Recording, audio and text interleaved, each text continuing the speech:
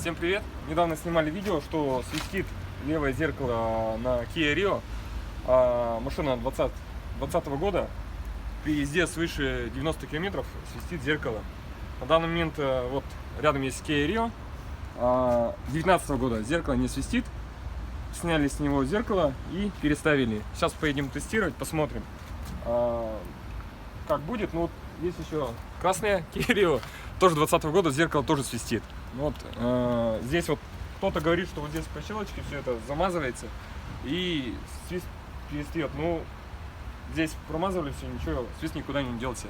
Если зеркало складываем, то свист уходит. Может, как-то конструктивно что-то зеркало не такое. В общем, сейчас прокатимся и покажем.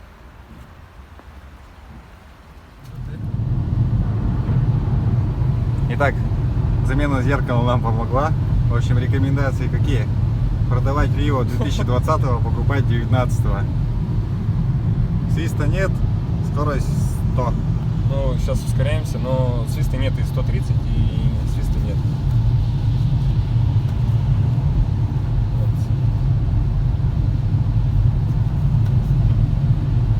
110, 120, свиста никого нет, то есть проблема в зеркале.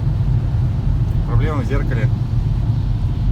Да, Серега? Да, проблема в зеркале. Ну вот как рекомендовали некоторые, что проклеить щели между зеркалом, и у кого-то уходила проблема.